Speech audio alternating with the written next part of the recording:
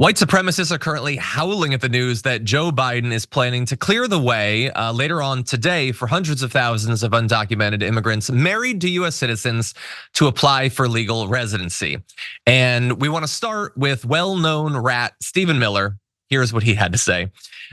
Big news, Biden to announce an unconstitutional executive amnesty for illegal aliens during a border invasion and in the aftermath of multiple gruesome raped and murders of Americans. It's a little bit mixed up there. I don't know if he edited it midway and missed what he had done. At the hands of Biden-freed illegals, this is an attack on democracy. I love that he crafted this thing and he pumped it full of as much racism and conspiracy theorizing and fear mongering as possible. And then he had some characters left and he was like, oh, I guess we're trying to like both sides of the democracy thing. I'll just put that in there, I guess. So he did. He says by granting a pathway to citizenship, Biden's amnesty order makes an entire class of illegal immigrants eligible for Medicare and Social Security. There's very little reason to believe that that is true, but they love the idea of convincing you that on the one hand, migrants are gonna kill you and everyone you've ever loved, and on the other hand, they're gonna rob you. A lot of fear mongering to go around. He says that Biden is raiding Americans' retirement programs to finance open borders. By the way, when Trump gets back into power and once again starts trying to cut the funding for these programs, you think Stephen Miller is going to be a strong advocate for them? He certainly seems to love the programs now. And then he goes on to say he's doing it through imperial decree. Bear in mind, Stephen Miller's lawyers work for Project 2025. The ones trying to create a literal imperial presidency unencumbered by any checks and balances.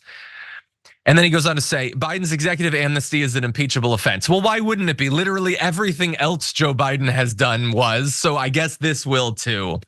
Anyway, should Reagan have been impeached back in the 80s over amnesty? Like again, they're just completely ahistoric. It's driven by temporally bound convenient racism, that's all it is. The video will continue in just a moment, but first I have a message for you. TYT needs your help. Membership is vital to survival, so please go to tyt.com/team and become a member today. So look, generally, marrying an American citizen is a fast track to US citizenship. It's one of the ways that can expedite the process. But if you cross the border illegally, it has not traditionally worked that way. And there can be a very drawn out, bureaucratically complex process to getting that status. So this is going to shift that. Before it had required such immigrants to leave the US for up to 10 years and then apply to return. I mean, that's a lot. That's very onerous to go through. So here's what his plan will do. It will allow undocumented spouses to apply for legal residency without having to leave the US. About 500,000 undocumented spouses and about 50,000 undocumented stepchildren of US citizens are expected to be eligible to apply. To be eligible, immigrants must have lived in the US for at least a decade, have been married by that date, and meet other requirements. Their immigrant children must be under 21 to qualify as well. And so there are already, I would say, very harsh requirements for this. You have to be married to an American citizen. You have to have been here for a decade. I know that they're gonna speak in abstract terms about this, Yaz, to make it seem as if this is terrifying in some way, but these are just effectively, they are American citizens. They've been contributing to America for a decade. They just don't have the legal status.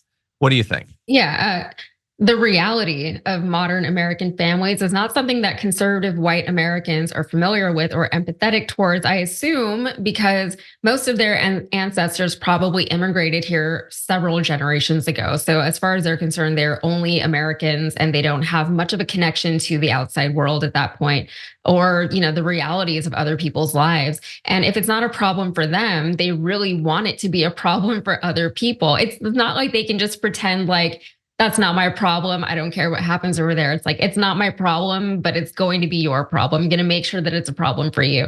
To the point that these good Christian conservatives, they celebrate the notion of families being separated. And they will always kind of default to some misguided principle whenever they're confronted with that sort of hypocrisy. They'll say things like, well, you've got to do something about the border, or, it's a strain on resources, or it's unfair to those who immigrate legally. We love legal immigration. They'll come up with all sorts of excuses as to why they feel the way that they feel, just to justify their own feelings. But the only solutions that they ever come up with or support are brutal and inhumane, and frankly, they're unchristian. And one last thing I want to say about this that interests me about this is that during the pandemic, you heard a lot of people denying COVID. And they would say things like, well, do you actually know anyone who's died from COVID? And since they personally hadn't, they chose to believe that the hundreds of thousands of deaths that were being reported constantly in the news at the time just weren't real. But still, they will tell you that immigrants are wreaking havoc on border states. I live in Houston. I know these people. They will tell you things like this, but they don't have any negative encounters with any immigrants. But in that case, which is very different from what was happening during the pandemic, the narrative that they're fed on Fox News is enough for them. And I think that's very interesting. Wait, you're in Texas right now? Are you being murdered right now? I mean, you never know. You never. I live in the most boring neighborhood in America. Nothing is going to happen here. Nothing happens. It's actually one of the safest neighborhoods in America. I'm glad to hear that. It reminds me, last night on the Daily Show, Jon Stewart talked about how the crime numbers are going down, and Fox has now pivoted to, yeah, but how does it feel? They say the numbers are going down, but don't you feel unsafe? And again, it's to your exact point. Yeah, many of these conservatives feel unsafe, partially because psychologically they're predisposed to being afraid of things.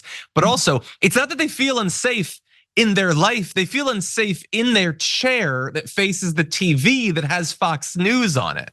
And that's what it's about. This is another aspect of that. And I love your comparison to the pandemic. One tragic murder that they've spoken of in the last, let's say 2 months or so, they focus on this one murder, means do not allow a single migrant into the country ever again. Back during the pandemic, when 1, 2, 3,000 people were dying every day, that means nothing. Don't change anything.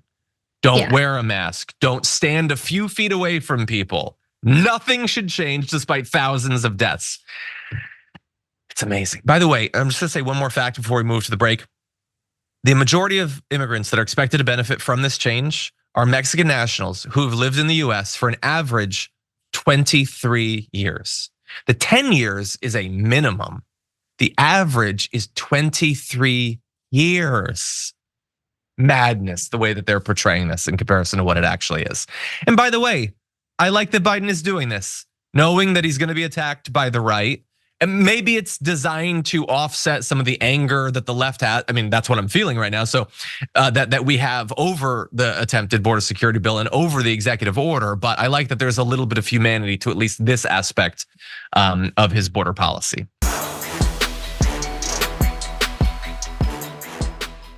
Members make a difference here at TYT. You help make the show happen, and we see you in the chat with your loyalty badge. Click the join button to become a member today.